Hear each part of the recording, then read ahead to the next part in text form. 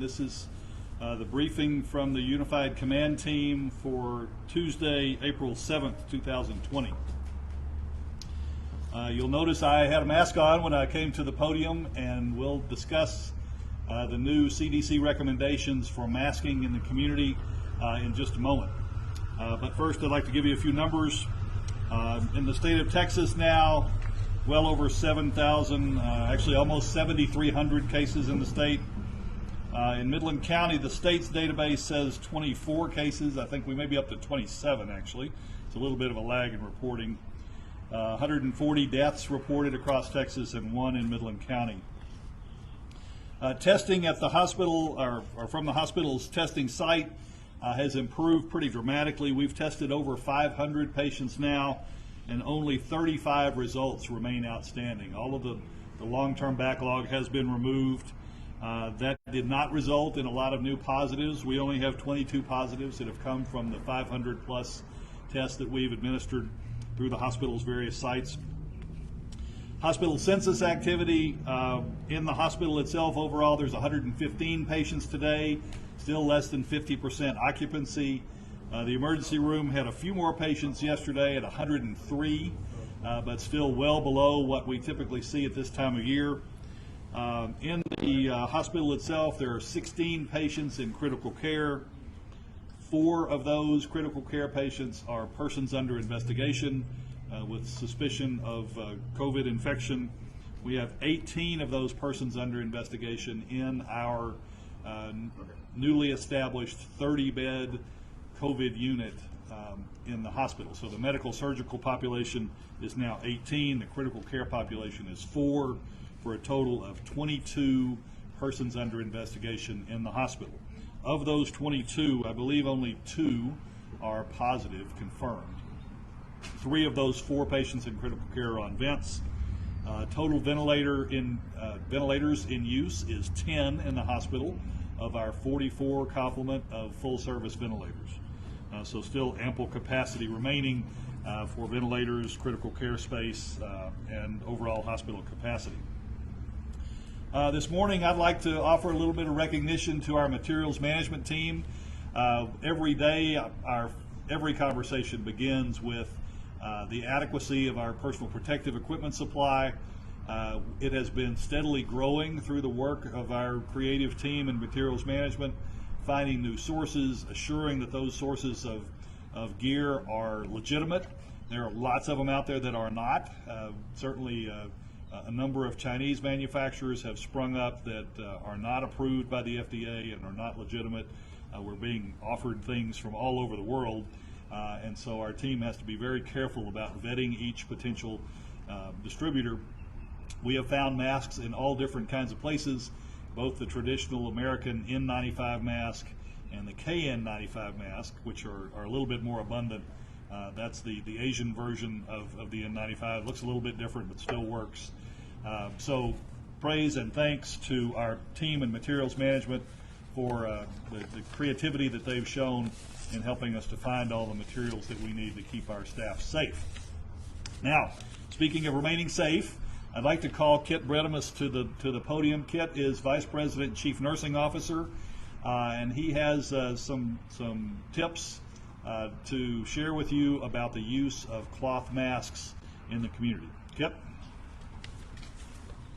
Thank you, Russell.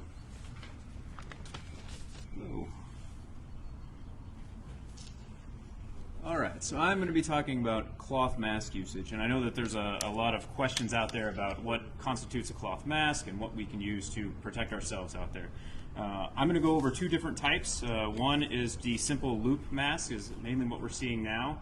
This is made from one of our volunteers that have donated to the hospital.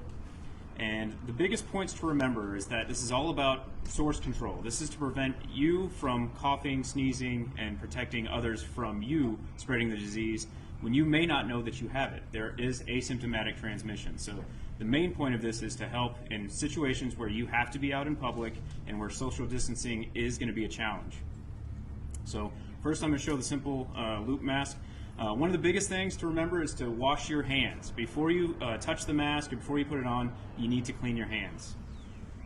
You'll put the mask on, wrap it around the ears, and it can be a little hard to hear me, so I'll try to get really close to the microphone. Once it's been looped, then you'll make sure not to try to touch the front of the mask.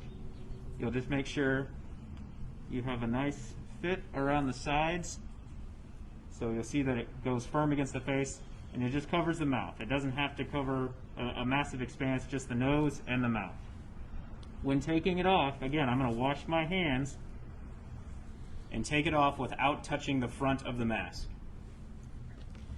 If you choose to make one with ties, that's another option. You'll start again with not touching the mask itself. You'll hold it by the ties. You'll start with the top ties first.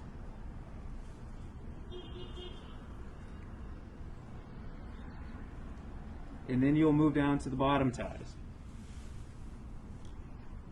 And again, it doesn't have to be very tight. It just needs to be firm against the sides of the face here. And again, it's just covering my nose and my mouth. When taking it off, it's going to be the reverse process. You're going to start with the bottom tie first. That way the mask is still covering, it's not folding down yet. And then you'll take off the top ties and remove the mask like so. Again, not touching the front of the mask and not messing with it and rearranging it a lot. That's, again, one of the main modes of transmission is going to be from hands, from soiled hands. So making sure that you're not constantly touching your face, touching your eyes, and adjusting the mask. You'll keep it until you need to take it off. So we also don't want to see wearing it around the neck or anything like that. That doesn't do any good. It's going to make sure that you keep it on until you need to take it off. A few other things I want to just mention. It is not recommended to put a mask on a child under the age of 2. Babies and infants don't have the ability to remove the mask if they're having trouble breathing. And then if you've ever tried to put a mask on a 2-year-old, they're going to touch their face 10 times more when you do that. So again, it's going to make sure that you are just protecting them from being outside whenever possible, or protecting from being in public groups. You can be outside. In this setting right here, we wouldn't necessarily need a mask if we're more than 6 to 10 feet apart and we're in a pretty spaced out area where the wind can carry droplet. Also in cleaning these, when you have a mask, you need to make sure that you keep it clean. This can be done daily by just simple soap and water. You can put it in the washing machine and dry it, or you can even wash it by hand. Please do not microwave these. If you microwave a mask, I know that there is a post on social media that talks about microwaving masks. This poses a fire hazard. They will catch on fire, and then you'll have a lot bigger issue to worry about. So just washing, you can air dry them, or you can dry them on low heat in the washing machine. So with that, I'll open to any questions if anybody has any questions. Okay. All right. And not having any, then I will toss to Becky with the health department. Okay, sorry, I do have one question. If you were to give us a number on how many donated masks you've gotten, what's that number? That is hard to say. Right now, our staff are also making masks, and we're anywhere to the 200 to 500 a day range with that. But then we've also had our volunteers donate about 2,000, somewhere in that 2,000 mark. Okay, great, thank you. Thank you.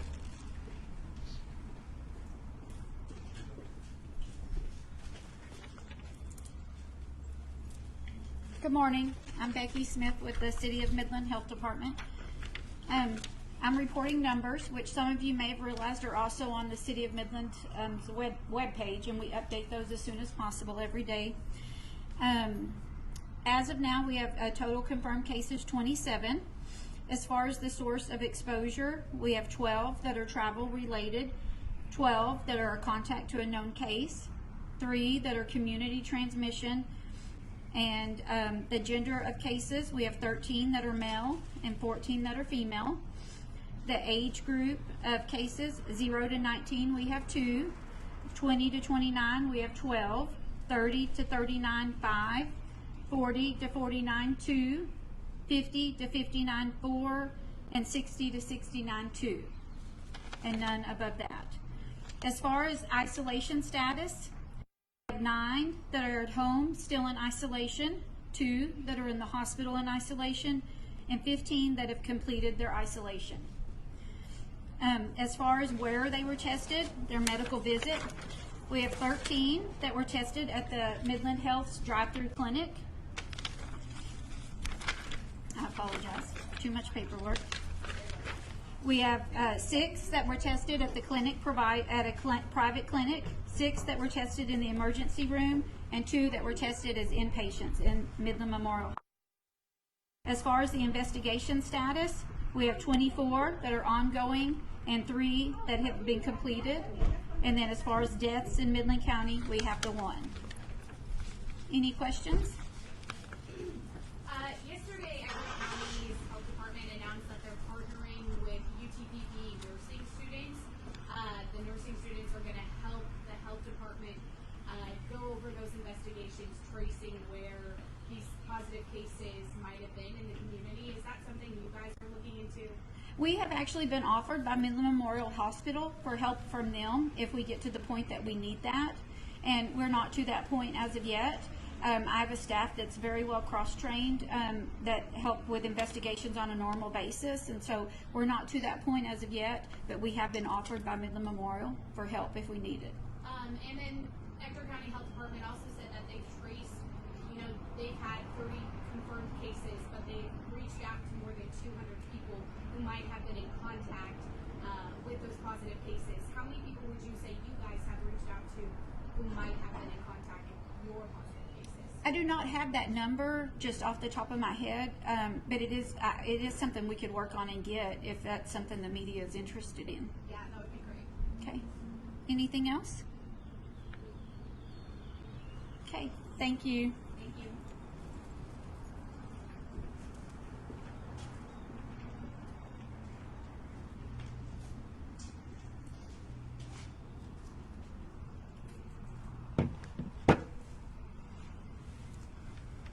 Good morning, I'm Orlando Riddick, Superintendent for Midland ISD. I want to share just a few items with you. Coming in today for Tuesday, April 7th, we are into Phase 3, Day 2 of what Phase 3 looks like. Phase 3 is bringing your teacher to you, so bringing the classroom to the home, so to help a number of parents who are certainly having a struggle at this point in time, trying to navigate either multiple students, work and students, to know that you have now your teacher available to you. We have a platform that has been launched, which is midlandisd.net/at-home learning. That's midlandisd.net/at-home learning. Provides an array of the resources that are coming to you via the Google Classroom. Google is our platform of choice for families, so we've navigated everyone to that platform to ensure that we can continue the learning process from this point until the point that we either return back or we actually continue. So at this point, right now, I would share for parents, if you are having a difficulty around a device, we've issued out over 600 devices to our community members that you reach out to your campus principal or to your teacher so that we can ensure that as we set up the Google Classroom, we know who has a device, and it's device agnostic, meaning any device that you can use can operate the classroom itself, whether it be a smartphone, all the way going to a Wi-Fi TV. If you're struggling around Wi-Fi as well, to call the campus principal or your teacher so that we can get you the information available through that resource. We have a number of providers in our community that are offering 60 days free Wi-Fi, so that's a utilized resource to certainly attack and go towards if Wi-Fi is a concern that you have in your home as well. With that, I will take questions. You mentioned last time that you just started talking about the possibility of extending in the summer with different. Well, we always extend in the summer. The question's about the possibility of extending into the summer. So every year we do extend into the summer. We call it summer school. Right. We're going to have to think through what summer learning could look like at this point in this juncture. And what does it look like as we begin to get kids at this point for the platform, and those who are driving it really well and those who are still having a struggle? What could that look like as we enter into the 2021 school year?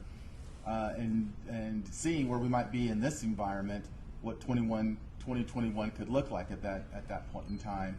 But summer learning is something that is going to be on the radar. We're in Phase 3, that puts us, we still have to get through a phase 4, and phase 5 would be what that summer learning environment could look like for our community and those kids that we know that we need to get them back in. Last week you mentioned creating a hotline that students can call into. Correct. What's the status on that hotline? You know, I don't have that right now, and I appreciate you asking the question about the hotline that takes care of mental health for both our teachers and for our students. That hotline is set up with our counseling staff that goes 7 to 7, and then primary care takes care of anything 24/7, and they can escalate what concern can be to a greater professional, if you will, to handle that need. I don't have that, but I'll certainly get that out so that we can share that back with you. And then the status on the Wi-Fi buses and ordering the hotspots. So hotspots, I don't believe they have come in. They were scheduled to come in on Friday. As the last check, I haven't heard that they've come in as of Monday, but I can get back with you on the hotspots that we've ordered. We've ordered over 1,000 of what that could look like for our community to help spread what that resource can do for those kids who are navigating the Google Classroom. The buses are set. We've identified in our community through surveying and other, we've GPSed all of our students who need some type of resource in regards to Wi-Fi, knowing that these are individuals who could either get through Suddenlink or other providers that we have in our community. That's just one. Whether they need a device or whether we push a bus into that community. So bus would be the last resource. I'd want to rather get you something in your home, and then the bus becoming the last resource that we have. We have outfitted 5 buses. We have 5 that are outfitted with Wi-Fi that could support that need. And if you could give me a ballpark as to how many students are in need of that, how many? You know, I don't have that number, or the total number of kids who do need the Wi-Fi resource. I could get that number to you. I just know I've seen the GPS map of where they're located throughout the city, and I haven't counted what that total number is. Where would you say a majority of the students are located? That would be outside of the greater area, right? So that push into the county. So if you just take a circular circumference of the city and go broad, that's where that concern could exist. Not that we don't have any in the center of a city, but yeah, that's the majority of where that would fall in. All right, thank you.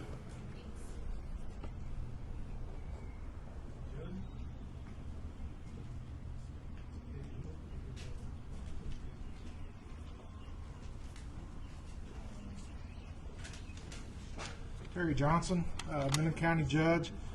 Number one, I want to thank Justin Bunch with our United Command initiative. There's a lot of information that goes on behind the scenes, and we get literally, I probably get 20 emails a day with updates from all kinds of different government entities.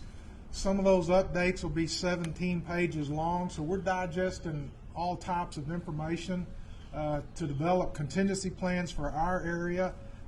Justin's in on that and making all those things happen. We're planning for the worst and we're hoping for the best, but we'd rather have a good plan in place and not need it than vice versa. I would like to also take this opportunity to thank all the medical staff who are doing what they're doing, being away from their families, putting themselves at risk to keep us all safe. So I want to give a big shout out to those folks. And then just to the regular citizens of Midland County, I know this is dragging out and it's starting to get old, but now's not the time to give up or to lose hope. We're probably going to see the peak this month. Now's not the time to give up. Hang in there, keep doing what we're doing. If you're doing what we're asking, thank you so much. If you're not, we ask that you start following the protocol that you're hearing from the medical professionals. You've got the ability to adapt, and so please use that ability. And then in closing, I'd ask that we all support each other. And the main thing is our small businesses. In this time, our mom and pop businesses and our small businesses are going to be who also take a hit on this. So if you can use curbside, if you can use takeout, if you can support a small business in any way that's a necessary business, please do so. Other than that, that's all I got.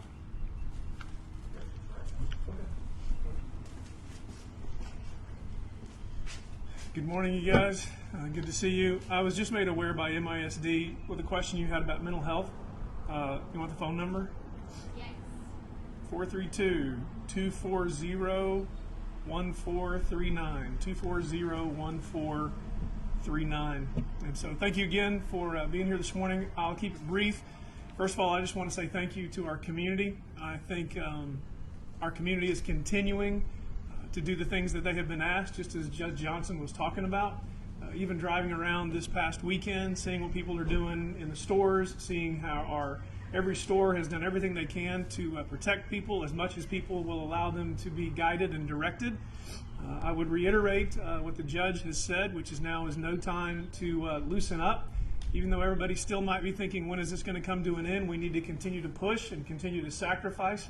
We need to continue to stay at home and to stay safe and just really continue to support each other. And so with that, about the only thing I can report to you from the city, the council is meeting again today. We are meeting every single week pretty much, discussing any changes we need to make. We don't see anything in the making today as far as restrictions or anything we need to do to change anything, other than continuing to encourage the community to do what they're doing, to practice their social distancing, to only have one person go to the store rather than a family of 10 going to the grocery store and different things like that. And then today and in the days ahead, I'll be on calls with members of Congress, members of the Senate, members of the House, discussing all the things we might be able to do with the Small Business Administration and others. I was on a call just this morning. And so really we're spending a lot of our time and a lot of our effort working with Washington, D.C. right now that there are stimulus packages and different things that are available. We need to make sure we're on the front lines. I'll be on a conversation this afternoon with the Department of Energy as far as what they need to do and how they can help us here in the basin. So really where we are as a city is continuing to support what we have to support for our health and well-being, and we're kind of turning a page here with the city and getting ourselves ready to help our citizens who are going through such a difficult time, and seeing how we can mobilize the resources to make sure they get here to West Texas, because oftentimes they don't get here to West Texas like they need to, and we could argue we're being hit harder than just about anybody else economically and physically, with the exception of places like New York City and San Francisco and other places. And finally, just as a note, I'm trying to encourage everybody this Monday, Thursday at noon just to stop.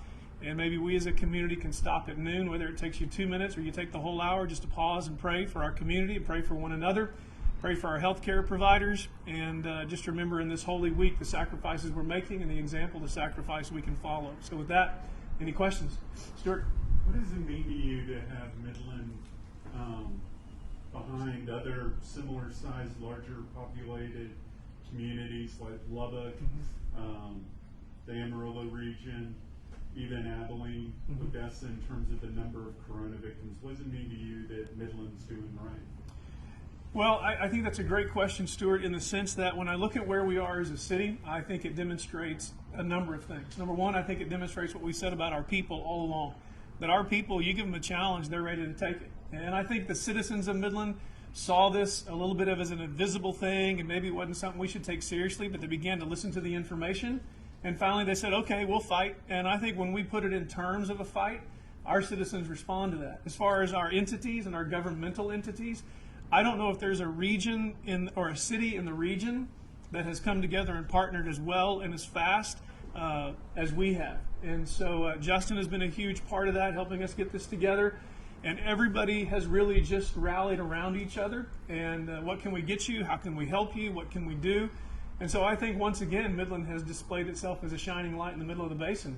And we can be thankful also, I think, for our weather and the fact that, thank goodness, it's just going to get hotter, and maybe it can get up to about 120 and bake all this off for all of us here pretty soon.